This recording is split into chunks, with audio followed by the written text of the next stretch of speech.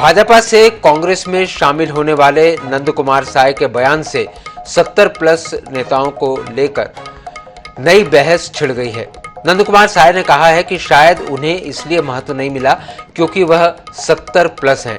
दूसरी ओर भाजपा और कांग्रेस में अब भी कई 70 प्लस नेता हैं।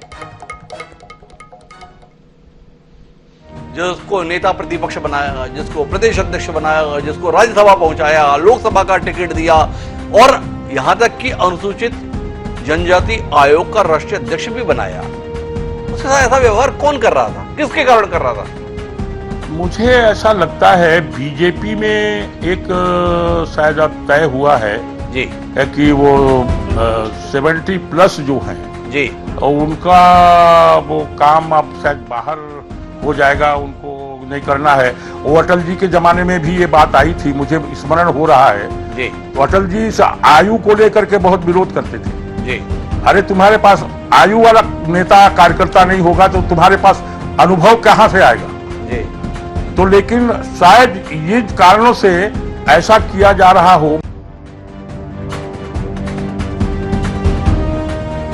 भाजपा से कांग्रेस में शामिल होने वाले नंद कुमार साय अब दो टूक लहजे में बीजेपी पर आरोप लगा रहे हैं। उन्होंने कहा है कि भाजपा में उनकी उपेक्षा की एक वजह शायद उनका 70 प्लस होना भी है। नंद कुमार साय ने कहा है कि भाजपा में 70 प्लस नेताओं को बाहर करने की योजना है, इस वजह से भी उन्हें महत्व नहीं दिया गया। दूसरी ओर भाजपा और कांग्रेस दोनों दलों में अब भी कई 70 प्लस नेता सक्रियता से सियासी पारी खेल रहे हैं। एक नजर डालते हैं उम्र दराज नेताओं की सूची पर।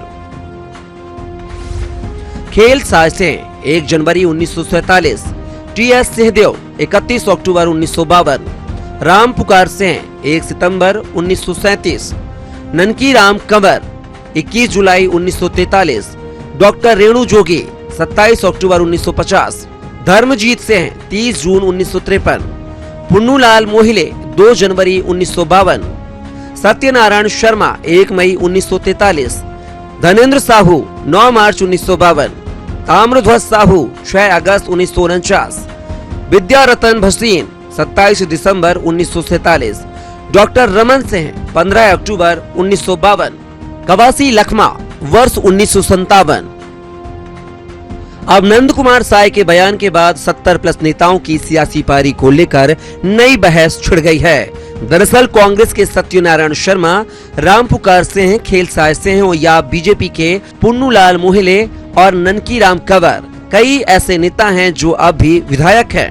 हालांकि 2023 के चुनाव में उन्हें टिकट मिलेगा या नहीं यह तय नहीं है। इस मसले पर सीएम भूपेश बघेल ने कहा है कि जब तक लोगों से जुड़ाव है, लोग जब तक स्वीकार करते हैं, राजनीति में सक्रिय रहा जा सकता है।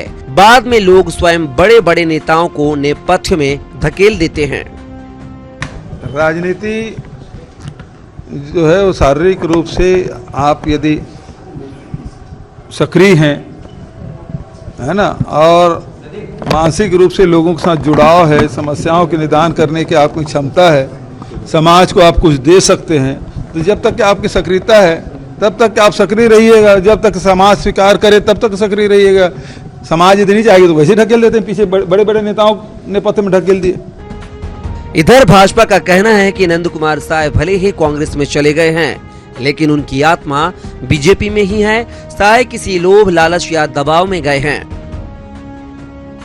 अगर 70 साल की उम्र में कोई अपना धर्म परिवर्तन करता है तो कोई उस पर विश्वास करेगा कि पार्टी ने इनको जितना दिया कि वो किसी लोभ, लालच या दबाव में कांग्रेस में गए हैं, परंतु उनकी जो आत्मा है वो अभी भी बीजेपी में है। इसलिए उन्होंने बीजेपी के खिलाफ कहीं कुछ नहीं कहा और 4 महीने में उनको समझ में आ जाएगा कि अपने स्वार्थ के लिए कांग्रेस उनका उपयोग कर रही है, उनकी कांग्रेस में कोई जगह नहीं है। नंद कुमार साय ने भाजपा छोड़कर कांग्रेस का दामन थाम लिया है। साथ ही उम्र दराज नेताओं को महत्व नहीं मिलने का आरोप भी जड़ दिया है। हालांकि उम्र को लेकर सियासत की बात नई नहीं है, लेकिन साय के आरोप ने चुनावी साल में 70 प्लस नेताओं की टेंशन जरूर बढ़ा दी है। अब इनमें से कितने नेता चुनावी समर का हिस्सा होंगे यह तो आने वाला समय ही तय करेगा, लेकिन साय का बयान सियासी दलों को उम्र दराज नेताओं को महत्व देने पर मजबूर जरूर करेगा। रायपुर से INS 24/7 के लिए गौरव शर्मा की रिपोर्ट।